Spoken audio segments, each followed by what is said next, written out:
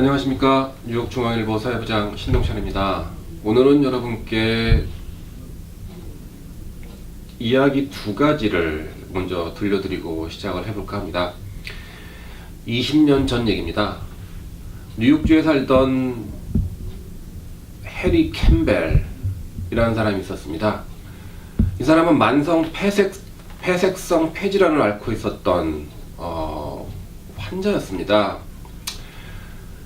질병의 상태가 악화돼서 완치는 어렵고 계속 입원 치료와 통원 치료를 하고 계속 침대에서 오랜 생활을 누워서 할 수밖에 없었던, 한마디로 병마와 싸우던 환자였습니다. 어느 해 이 남자에게도 추수감사절이 와서 가족과 함께 추수감사절을 맞이하게 됩니다. 그런데 이 남자는 그날 스스로 총을 쏴 자살을 합니다.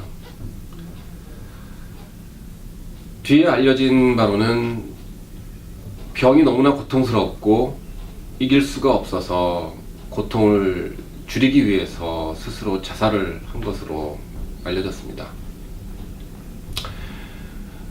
그리고 이번에 또 다른 사람의 사례인데요. 콜로라도 주에 살고 있는 루게릭병을 앓고 있던 70대 남성도 최근 그 주의회에다가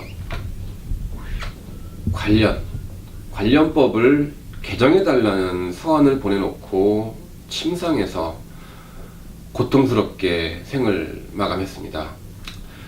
침대에서 십며칠 동안을 아주 고통과 몸부림치면서 결국 생을 마감했는데요. 이 두 사람의 공통점은 죽음을 아주 고통스럽게 갔다는 공통점이 있습니다. 제가 오늘 이 두 사람의 얘기를 들려드린 것은 하나의 법 얘기를 하려고 합니다. 예상하셨겠지만 안락사법, 존엄사법, 즉 그런 불치병을 앓고 있는 환자들이 스스로 목숨을 끊을 수 있도록 허용하는 법이죠. 이 법이 올해 캘리포니아 주에서는 법안이 통과가 됐고 시행에 들어갔습니다. 그런데 뉴욕주하고 뉴저지주에서도 같은 법안이 추진이 됐지만 올해 좌절됐습니다. 특히 뉴욕주는 지난해에 이어서 올해도 재상정이 됐었지만 올해 역시 주 본회의에 들어가지 못하고 소위원회에 계류 중인 상태에서 회기를 마쳤고 폐기됐습니다. 즉 본회의에 상정조차 못해보고 이미 이제 폐기가 된 거죠. 이 존엄사법에 대한 사회적 논란은 아직까지도 끊이지 않고 있습니다. 저도 이 시간을 빌어서 과거에 한 차례 존엄사법에 대한 논란과 문제점을 진단한 바 있는데요. 뉴욕주에서 결국 또 올해 역시 폐기가 됐다라는 그런 아쉬운 소식을 저희 지면을 통해서도 며칠 전에 보도를 했습니다. 과연 존엄사법 이게 필요한 걸까요? 여러분은 어떻게 생각하십니까? 존엄사법의 요지는 불치병, 즉 의사로부터 6개월의 시한부 삶을 선고받은 환자가 의사로부터 독극물이죠. 즉 독극물을 처방받아 스스로 약을 투약한다는 그 조건이 있습니다. 스스로 그 약물을, 처방은 의사가 하지만 그 약물을 내 몸에 직접 투여하는 건 환자가 직접 해야 된다라고 법은 명시하고 있습니다. 즉 환자 스스로 약을 먹어서 목숨을 끊는 건데요. 과연 이게 옳은 선택인지 잘못된 선택인지는 논란의 여지가 많은데요. 이 존엄사법을 반대하는 층은 주로 종교계입니다. 종교계의 윤리적 가치, 윤리적 판단, 윤리적 근거, 어떤 이런 윤리적 잣대를 빗대서 이 존엄사법은 하나님이 주신 생명을 스스로 끊는 건 죄악이다라는 종교적 접근 방법으로 이 존엄사는 허용돼서는 안 된다라고 주장을 하고 있습니다. 그리고 또 한 가지 사회적인 어떤 남용 문제를 지적을 하고 있습니다. 즉 한마디로 환자지만 자살을 허용하는 건데요. 자, 이 법이 허용이 된다면 자살이라는 거가 좀 남용될 수 있지 않느냐라는 그런 사회적 우려가 많은 것도 사실입니다.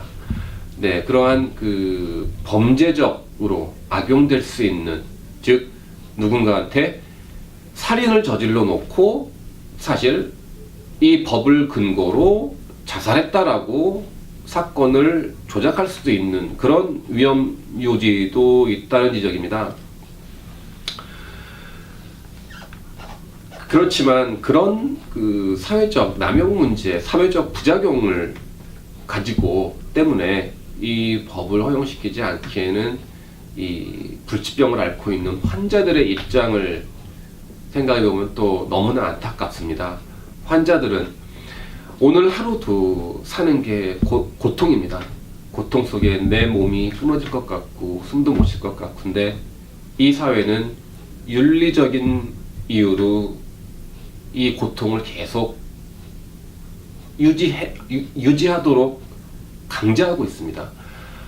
과연 이게 맞는 걸까요?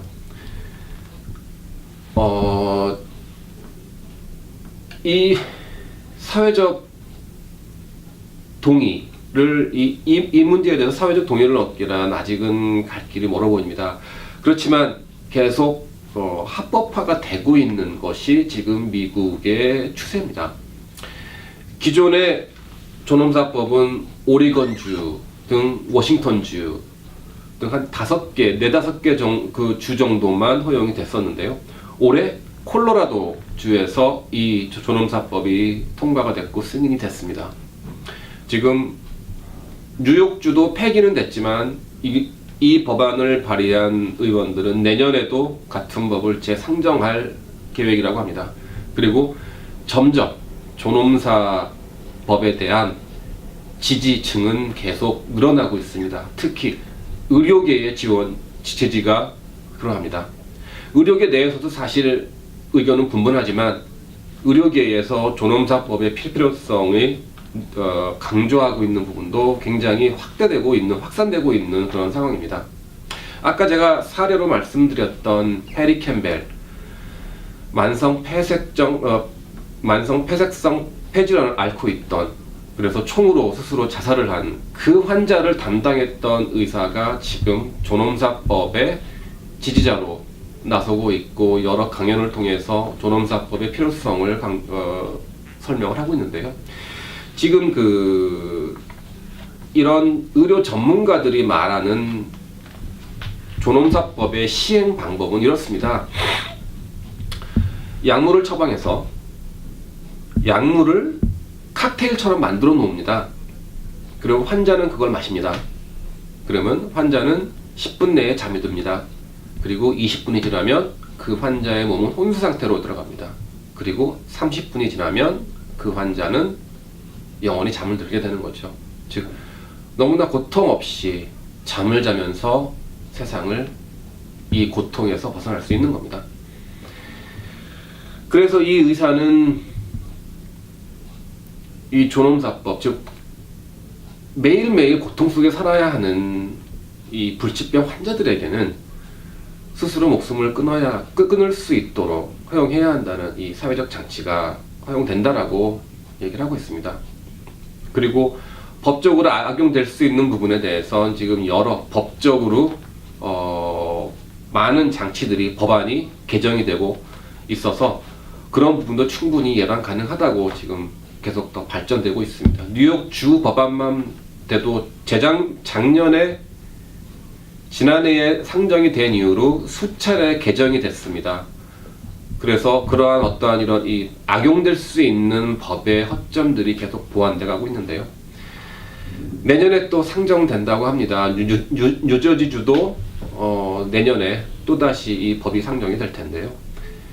과연 내년에는 이 법안이 어떻게 처리될지 궁금해집니다.